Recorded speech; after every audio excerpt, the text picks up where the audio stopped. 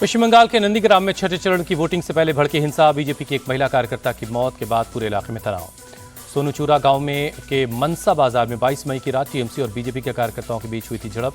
BJP की महिला कार्यकर्ता रतिबाला आरडी की मौत। बीजेपी का आरोप, टीएमसी कार्यकर्ताओं ने किया था हमला। बीजेपी के 7 कार्यकर्ता जख्मी हुए। झड़प के बाद बीजेपी कार्यकर्ताओं ने गुरुवार को सड़क पर टायर जलाकर जाम किया। एक दुकान में आग लगा दी।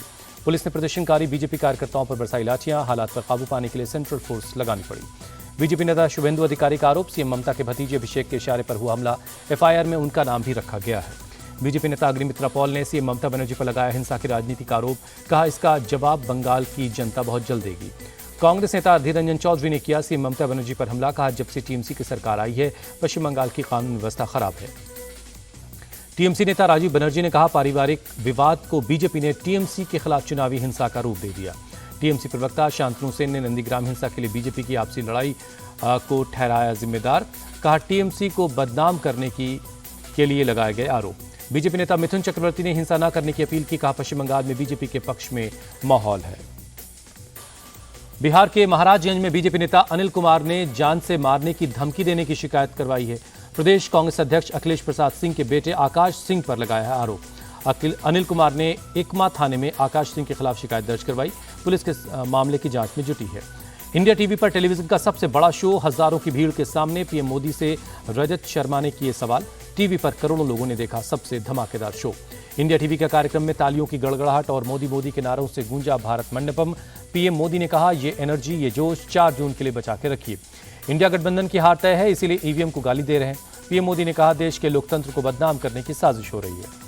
पीएम मोदी ने कहा, इस बार एनडीए का आंकड़ा जाएगा 400 के पार। देश भर की जनता का मिल रहा है समर्थन। पीएम मोदी ने कहा, लोकतांत्रिक प्रक्रिया पर सवाल उठाना ही विपक्ष का मकसद। कांग्रेस मुझसे डरती है। कांग्रेस ने 9000 संस्थान से एसटी का कोटा खत्म किया। सच बोलने की हर सजा भुगतने को मैं तैयार हूं। मोदी ने कहा, शिव में शक्ति ही नहीं, जहर पीने की क्षमता भी है। कांग्रेस मन कर्म वचन से राम विरोधी है। पीएम मोदी का बड़ा दावा। कहा, देश को विकसित बनाने से पहले मैं कहीं नहीं जा रहा। विकसित भारत बनाने तक इसी दुनिया में रहूंगा। ईश्वर ने मुझे विकसित भारत का लक्ष्य सौंपा है और वहीं मुझे रास्ता दिखा रहा है। पीएम मोदी का बयान। पीएम मोदी ने कहा, 2047 तक विकसित भारत मेरा लक्ष्य है। इसके लिए 24/7 काम कर रहा हूं। विदेश नीति पर पीएम ने कहा, हमने विदेश नीति को झूठे सेकुलरिज्म से मुक्त करवाया। आज भारत का दोस्त ईरान भी है और इसराइल भी। पुतिन के साथ बैठकर कहा, युद्ध का युग खत्म हो गया है। जम्मू कश्मीर से अनुच्छेद 370 हटाने पर इस्लामिक देश खामोश रहे, लेकिन कांग्रेस ने 370 हटाने का विरोध किया। पीएम मोदी का कांग्रेस पर अटैक। पीएम ने पाकिस्तान का जिक्र आने पर कहा, पाकिस्तान की परेशानी का कारण मैं हूं। कसाब को देश की विपक्षी पार्टी सपोर्ट करे, ये दुखद है।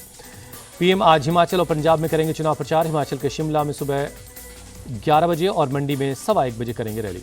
सीएम योगी आज यूपी में संभालेंगे प्रचार की कमान। महाराजगंज, कुशीनगर, देवरिया, बांसगांव और गोरखपुर में करेंगे जनसभा। कंबोडिया से 60 भारतीय नागरिकों को रेस्क्यू कर भेजा गया भारत। भारतीय एम्बेसी ने एक्स पर दी जानकारी, नौकरी के नाम पर तस्करी कर ले जाया गया था कंबोडिया। तिरुवनंतपुरम में लगातार बारिश के बाद बढ़ा समुद्र का जलस्तर। समुद्र में उठ रही ऊंची ऊंची लहरें। मछुआरों को समुद्र से दूर रहने के लिए कहा गया है। चीन ने ताइवान के आसपास संयुक्त सैन्य अभ्यास शुरू किया। ताइवान के उत्तर दक्षिण किनमेन और मात्सु द्वीपों के आसपास के क्षेत्रों में अभ्यास कर रही है चीन की सेना। आईपीएल का दूसरा क्वालिफायर मुकाबला आज सनराइजर्स हैदराबाद और राजस्थान रॉयल्स के बीच होगा। ये मैच चेन्नई के चेपॉक स्टेडियम में खेला जाएगा।